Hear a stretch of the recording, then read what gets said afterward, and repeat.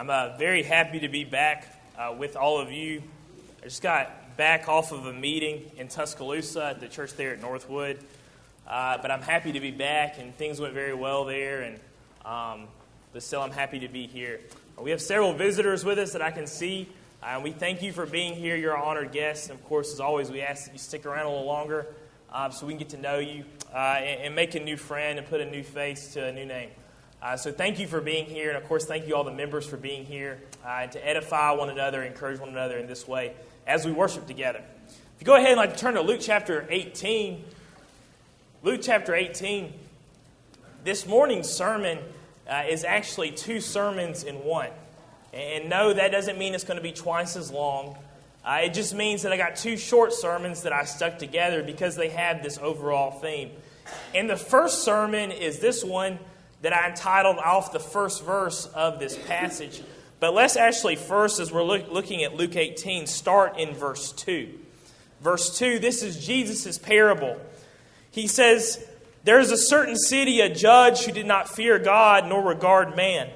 Nor there was a widow in that city. Now there was a widow in that city, and she came to him, saying, 'Get justice for me from my adversary.'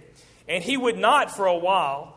But afterward he said within himself, 'Though I do not fear God nor regard man, yet because this widow troubles me, I will avenge her, lest by her continual coming she weary me.' Then the Lord said, 'Hear that what the unjust judge said, all shall God avenge his own elect, who cry out day and night to him, though he bears long with them. I tell you that he will avenge them speedily. Nevertheless, when the Son of Man comes, will he find faith on the earth?'" So the parable here, to kind of explain it briefly, that there's this widow. She needs justice, so she goes to a judge demanding that he seek out justice for her, to basically do his job. So she goes to him, and he refuses her, and she goes to him, and he refuses her, because he's an unjust judge. He doesn't fear God, he doesn't fear man, he just lives his own life, and he doesn't really care about anybody else. But because of her persistence, the judge eventually gives her what she wants. Because he's thinking, you know what, if I just go ahead and do what this lady wants me to do, I can move on with my life.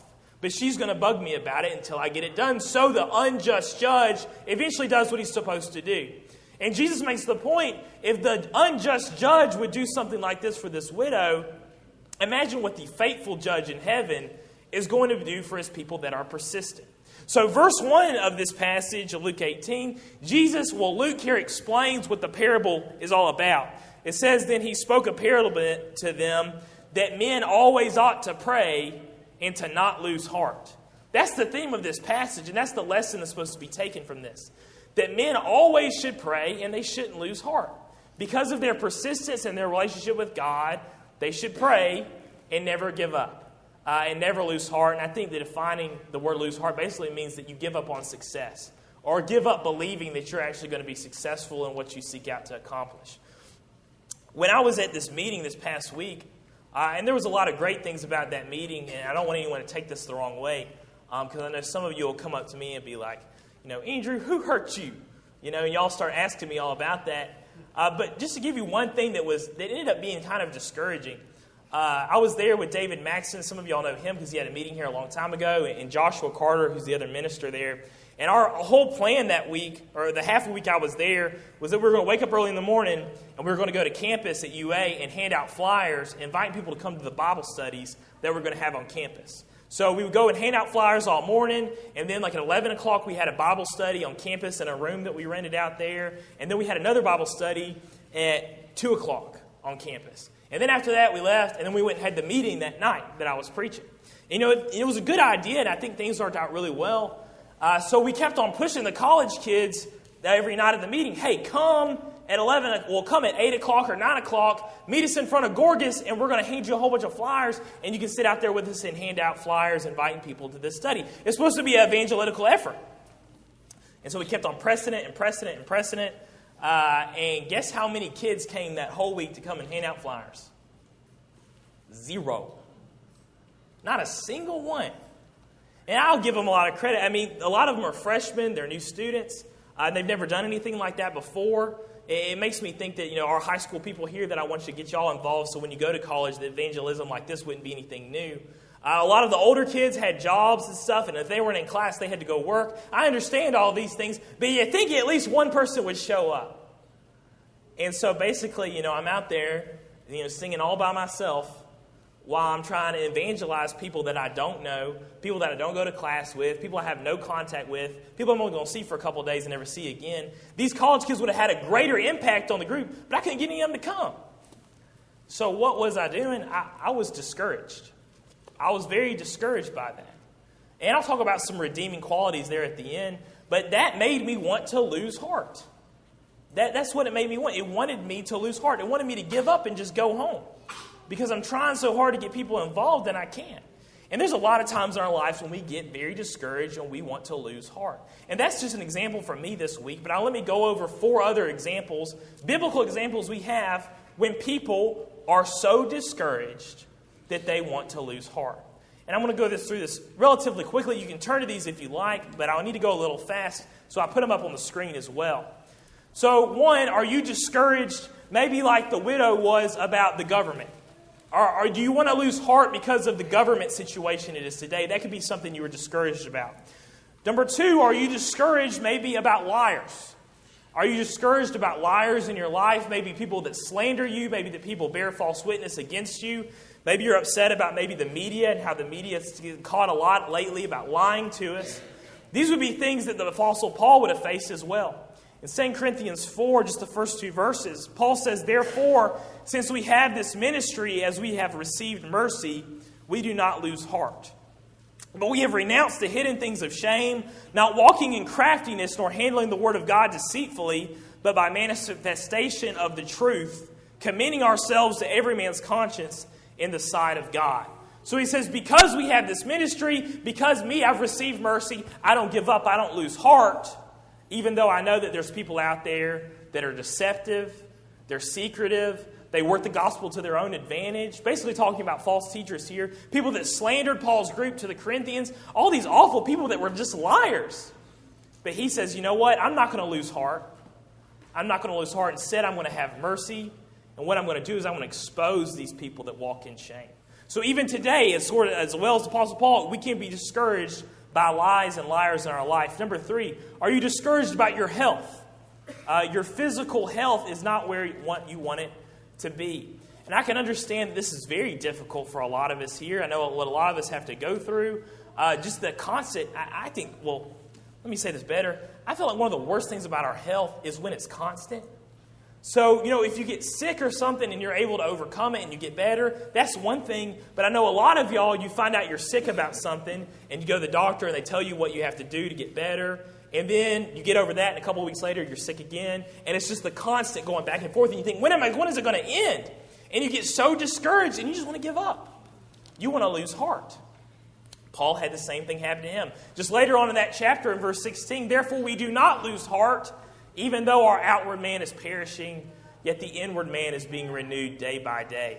For our light affliction, which is but for a moment, is working for us in a far more exceeding and eternal weight of glory." And I know all these verses I'm going to show us have the solutions in the passage, but I'm just trying to actually focus on the negative right now. But we can lose heart about our health and just think we're not going to succeed. And of course, what he says here is, your outward man is perishing, but your inward man is being renewed day by day. And ultimately, you go to heaven where you don't have to worry about health anymore at all. But while we're here on this earth, we're in pain. We're in pain, and we can be discouraged by that. What about this one? Are you discouraged about your hard work? And maybe you take this from this perspective. So I stood out at campus. Me and Joshua and David handed out flyers. We tried to get people to come to these Bible studies, try to make a contact.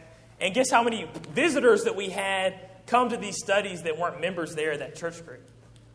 One. We got one, but he didn't last very long. He left and he didn't want to talk. But even from that, we spent several hours trying to do this evangelist effort, and we got one just for a little bit. So we put a lot of hard work into this, but maybe sometimes we don't feel like we reap the hard work that we put in that.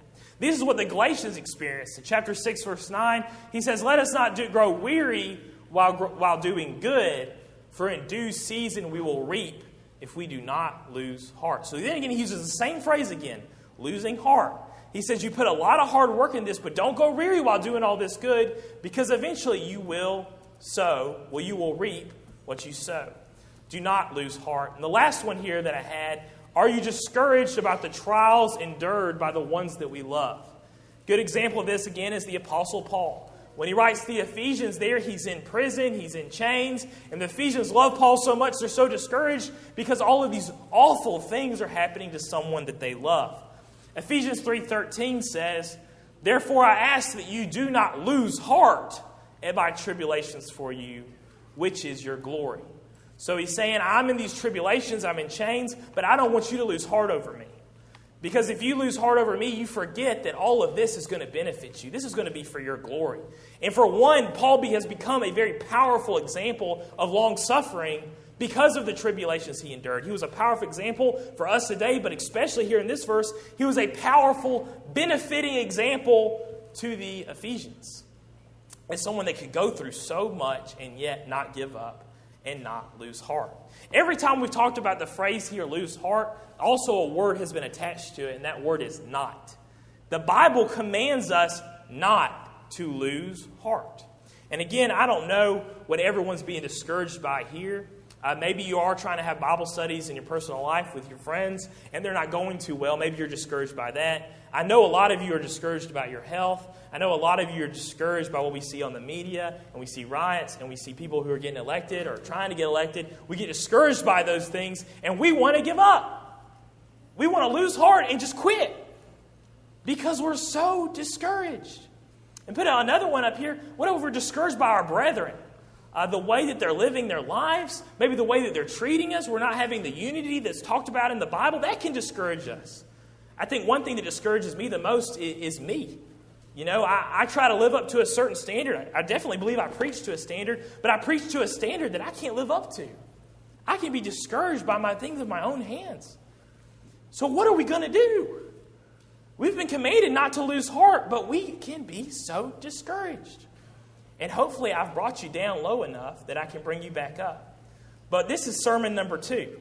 We understand that we're discouraged, but what are we going to do about it? We can go through these verses and look for solutions, but instead what I like to do is to give an example of someone who was very discouraged, yet he did not lose heart.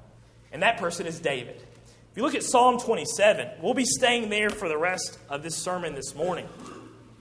In Psalm 27, this is when David's going to say, the Lord is my light, He's my salvation, whom shall I fear? Basically daring someone to try to come up against him. Because he knew no matter what, and he says this at the end of this psalm, that he will not lose heart because he knows who the Lord is. And the way that David approaches discouragement is the same that we need to approach discouragement today. So let's break apart Psalm 27. You know what I want to do? This is such a short psalm, and I have some time. The first thing I want to do is I'm just going to read through the psalm. I'm going to read all the verses, and then we're going to come back and we're going to break it apart. So let's just read the whole thing from beginning to end. Verse 1. The Lord is my light and my salvation. Whom shall I fear? The Lord is the strength of my life. Of whom shall I be afraid? When the wicked came against me to eat up my flesh, my enemies and foes, they stumbled and fell. Though an army may encamp against me, my heart shall not fear. Though war may rise against me, in this I will be confident. One thing I have desired of the Lord, that I will seek, that I may dwell in the house of the Lord all the days of my life, to behold the beauty of the Lord and to inquire in His temple. For in the time of trouble He shall hide me in His pavilion. In the secret place of His tabernacle He shall hide me. He shall set me high upon the rock. And now my head shall be lifted above my enemies all around me. Therefore I will offer sacrifices of joy in His tabernacle. I will sing, yes, I will sing praises to the Lord. Hear, O Lord, when I cry with my voice. Have mercy also upon me and answer me. When you said, seek my face, my heart said to you, your face, Lord, I will seek. Do not hide your face from me. Do not turn your servant away in anger. You have been my help. Do not leave me nor forsake me, O God of my salvation. When my father and my mother forsake me, then the Lord will take care of me. Teach me your way, O Lord. Lead me in a smooth path because of my enemies. Do not deliver me to the will of my adversaries, for false witnesses have risen against me. For such as breathe out violence, I would have lost heart, unless I had believed that I would see the goodness of the Lord in the land of the living. Wait on the Lord. Be of good courage, and he shall strengthen your heart. Wait, I say, on the Lord. And they're just to take it in his fullness. But you see how discouraged, every reason why David had to be discouraged, to lose heart. We see there at the end, in verse 12, that he has all these adversaries. He has those that breathe lies against him, that have these false witnesses. Those that breathe out violence, they want to kill him, they want to hurt him. I think it would be awful, number one, just to have people that want to kill me or that want to be violence against me. But I was talking to a friend today. I think we both agreed we would rather actually have someone come and punch us in the face than bear false witness against us. I think a lot of us would rather have violence against us before we have somebody lie about us. Yet David here, how much does he have of this? He's got both. He's got people that want to kill him, and he's got people that lie about him. He have enemies. He have armies that camp against him that all want him dead, and this poor guy is just trying to do the right thing. And being that he's so discouraged, here he starts out in this passage saying that the Lord is my light. He is my salvation in verse 1. And here 4 times he talks about how he's not going to be afraid. He says, whom shall I fear? In verse 1. He says, of whom shall I be afraid? In verse 1. Verse 2, my heart shall not fear. And the last one, in this I will be confident. Verse 3. 4 expressions of how he's not going to be afraid. He's not going to be afraid of those that are going to come against him. And thinking about this and thinking the things we've already talked about, especially in Luke 18, should we be afraid of our enemies today?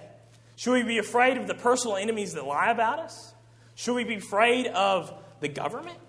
Should we be afraid of political candidates? Should we be afraid of all these people that we believe might want to do us harm? David would obviously say no. I was watching last night on Facebook. You know how they try to throw you ads at you. And there's this one ad right now that's circulating that has all the actors from the Avengers. And it's like the Avengers team up against Trump.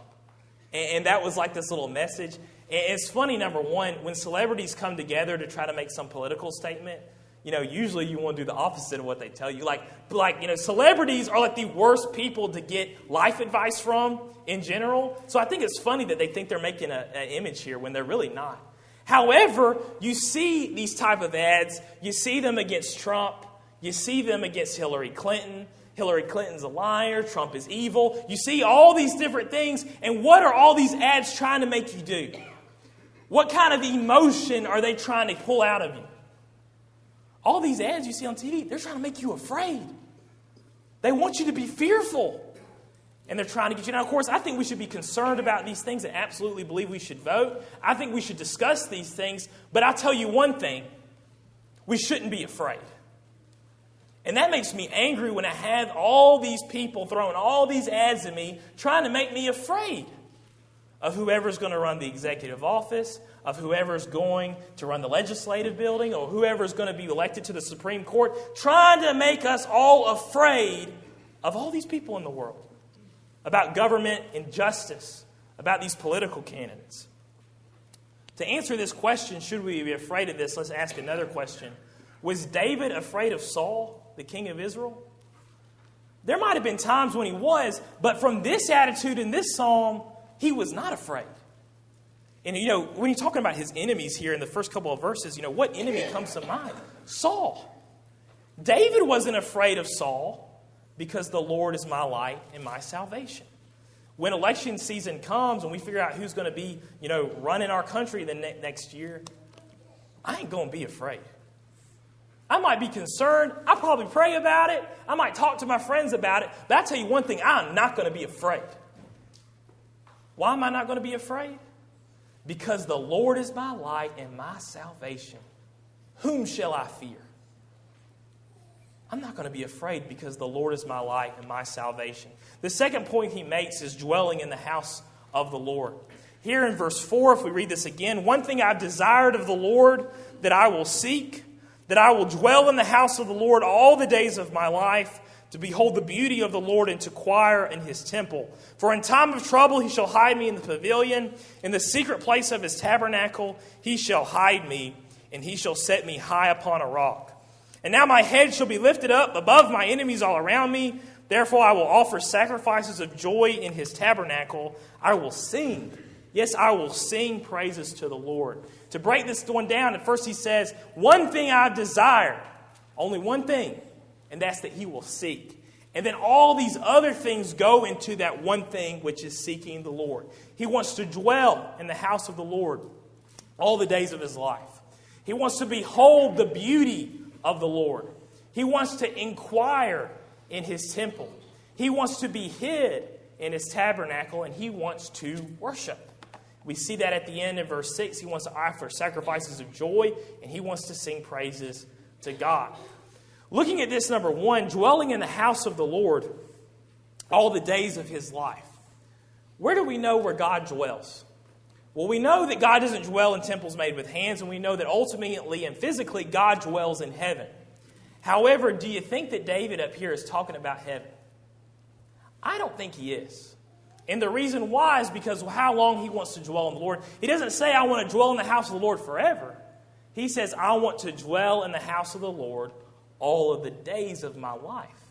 Meaning that he wants to do it now while he's here on this earth. And of course, he was going to dwell with the Lord forever if he goes to heaven. We understand that, but I think all of these things are supposed to be things that we see here on this earth. He wants to behold the beauty of the Lord, to inquire in his temple. He wants to be hidden in his tabernacle. We know of a time when David actually did go hide in the tabernacle, and he ate the showbread, and he took Goliath's sword. But he would run there for refuge, and ultimately he wants to worship here while he's on the earth. Well, what is the house of the Lord today? How can we make application? If you turn to Ephesians 2, you might want to keep your marker in Psalm 27. But Ephesians 2 will work for this. We could go to Galatians 6 and talk about the house of the Lord as us, our bodies, and we should hold them in honor. There's some good points we can make from that, but I'd like to go to Ephesians 2 instead.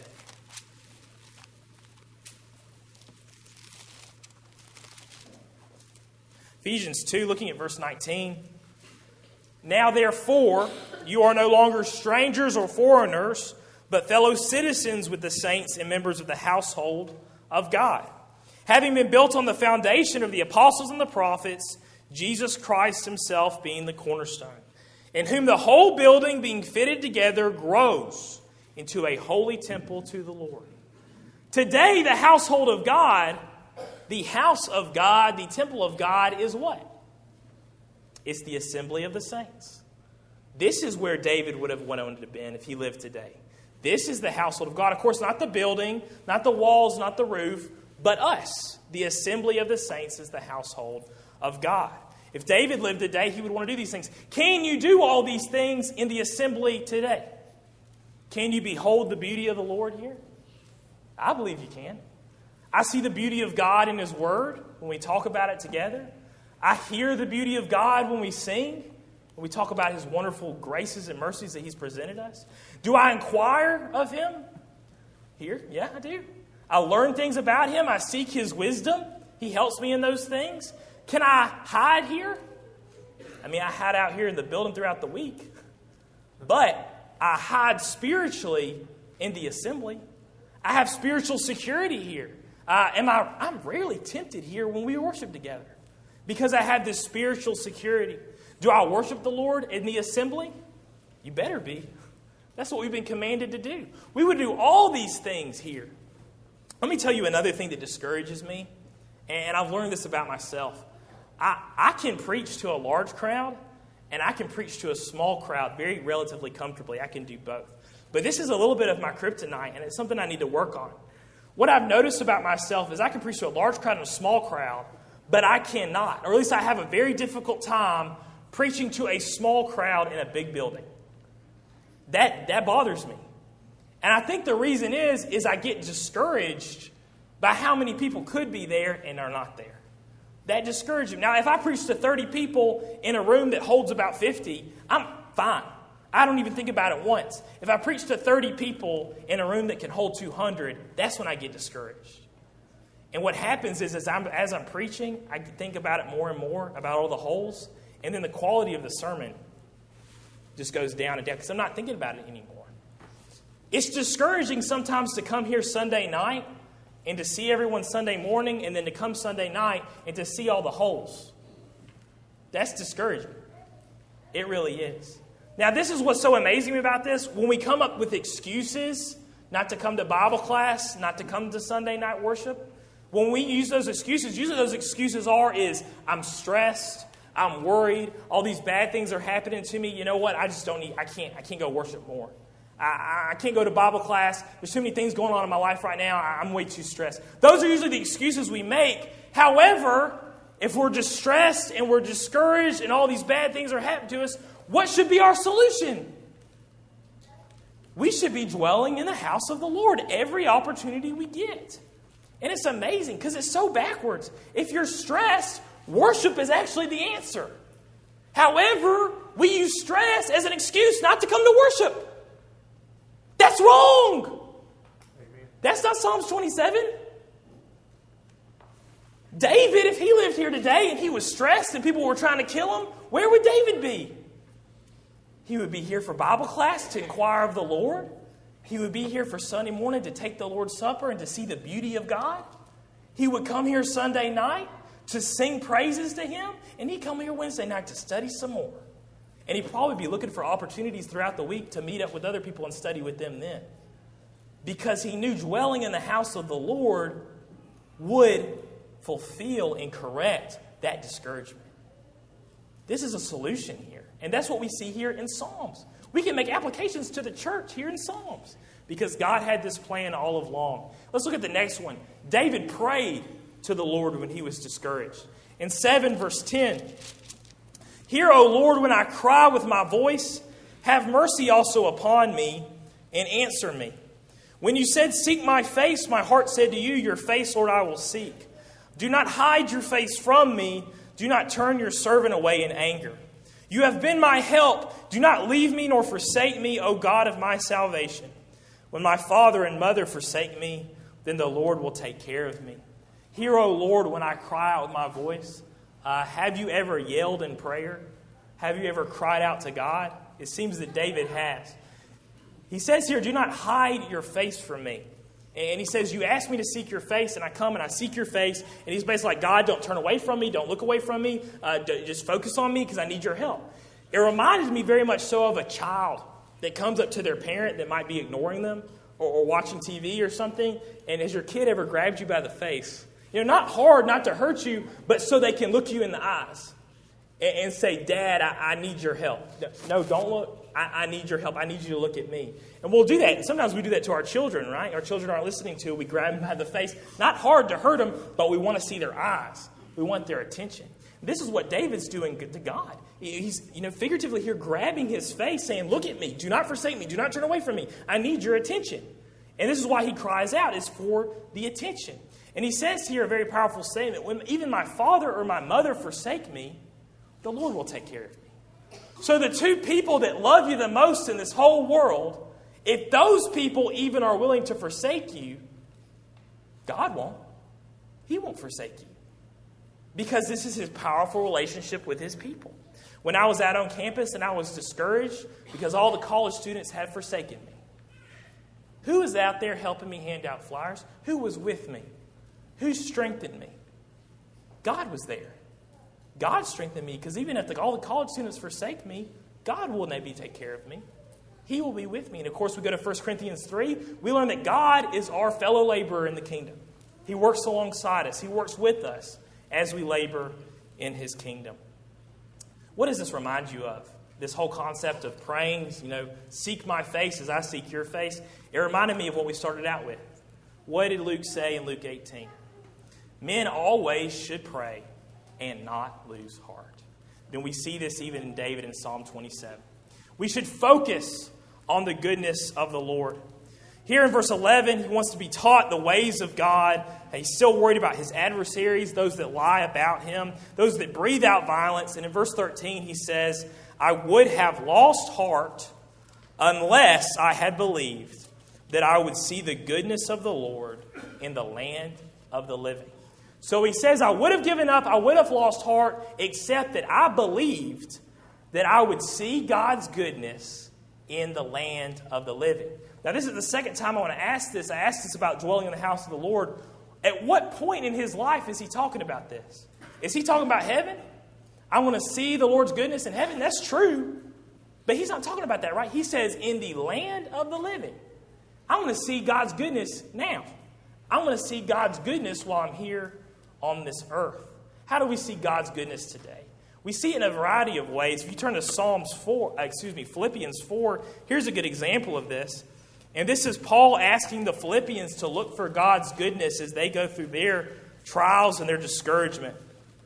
In Philippians 4 and verse 8, here's 8 things that should show the goodness of God. Finally, brethren, Philippians 4 verse 8, whatever things are true, 1, whatever things are noble, whatever things are just, whatever things are pure, whatever things are lovely, whatever things are of good report, if there's anything of virtue, if there's anything praiseworthy, that's 8, meditate on these things. The things which you have learned and received and heard and saw in me, these do, and the God of peace will be with you. Meditate on whatever things are lovely, are noble, are pure, are good. If you meditate on those things, that discouragement can't cause you to lose heart. Why? Because you're seeing God's goodness right then. And you're seeing God's goodness through brethren like Paul. That's his example, verse 10. But I rejoice in the Lord greatly that now at last your care for me has flourished again. What was Paul's thing that he meditated on through his discouragement of being imprisoned? He meditated on the Philippians. He saw God's goodness work in their generosity. When I was out on campus and I was discouraged because I couldn't get anybody's help, there was a lot of encouraging things that happened. Throughout, even though they didn't come and help, 2 of the studies, I had 2 young guys that I met there named Reagan and Kelly. And they're only 18 years old. They're brand new. This is their first semester. However, they didn't miss a study. Reagan, he invited the one visitor that we had. Reagan and Kelly, even though they were young and they were all new to this, they were becoming pillars in that congregation. They were lovely, they were noble, they were of virtue, they were of praiseworthy. When I focus on people like Reagan and Kelly, I see the goodness of the Lord. I see the goodness of the Lord in the land of the living working through them. And when we get discouraged, we have to take a moment and step back and say, what are 8 good things that God has done for me today?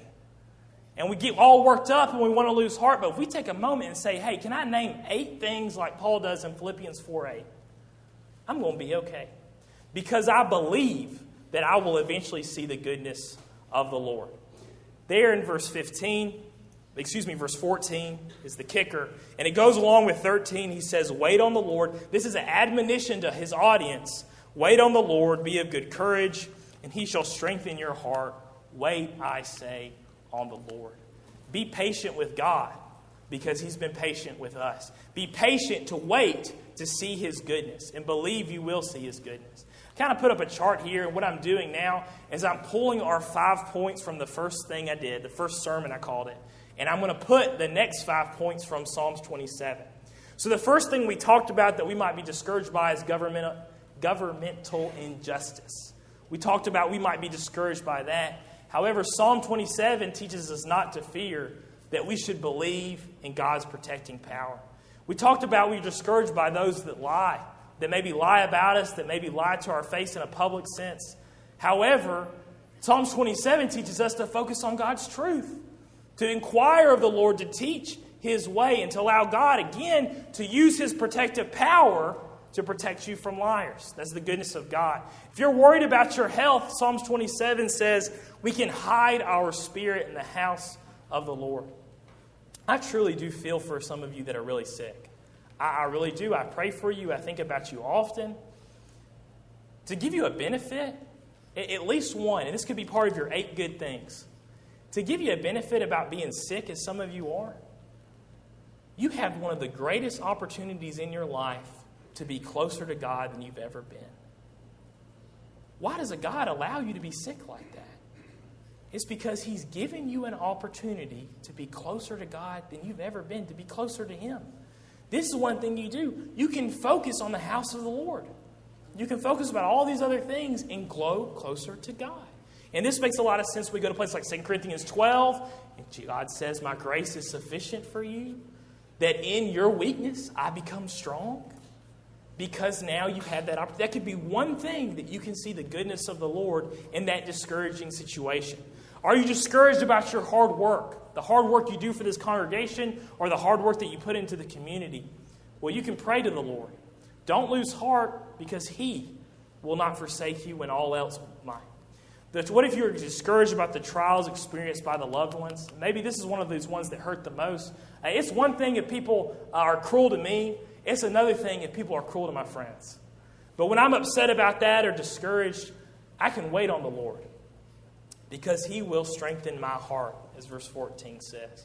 And I'm not going to give an example for this one because I don't think this is one of these things like I'm discouraged because these bad things are happening to the ones I love, so God will somehow work things through and things will work out in the end. I don't even want to go there. I can just take it from this face value. If you're upset about something, God will strengthen your heart. Period. He will strengthen your heart. I don't know how He's going to do it. And I don't really care. He can decide the way He's going to do it. But if you're discouraged about something, if you wait on Him and you're patient, He will strengthen your heart. This is what Psalm 27 does. And maybe to leave this as a final admonition, it's amazing what the Psalms can do. When you're discouraged about something, Psalms 27 is a great place to go. A lot of the Psalms are like this, and they give us things. To being a New Testament Christian, these things fall in perfectly into place. I thank you for your close attention. I thank you for the opportunities that you give me to listen and to give me your attention and to speak. Thinking with this last verse of waiting on the Lord, we got to wait on the Lord for a lot of things in this life. Usually a lot. If you're discouraged about something, you probably won't have this immediate gratification that we love so much. You're probably going to have to wait for it. And that's okay. God's using that situation to help you grow and to encourage you, to make your faith genuine. That's okay that you got to wait on the Lord. And in most things in this life, you have to wait on the Lord. If you're working with a congregation and you're trying to improve, you're trying to grow, you're trying to add souls in from the community, that takes a lot of time. It really does, and that's not going to be the immediate gratification. There's one thing, though, from a spiritual nature that you can have that immediate gratification, that you really don't have to wait on, and that's salvation, because He's already done it all. The only thing that we're waiting on, we're not waiting on Him. Jesus has already died. The only thing that we're waiting on is you. If you need salvation, and that's something you realize you need, the only person we're waiting on is you. Now, I can give you this. God's been very patient with you. And that's true. He may even be patient longer. I don't know. But we're not waiting on Him. We're waiting on you. If there's any way this congregation can assist you this morning, if you need to be baptized because you're tired of waiting on yourself, then we can assist you with that. If you need the prayers of this congregation as a whole, we'd love to spiritually assist you in that way. Please come forward as we stand and as we sing.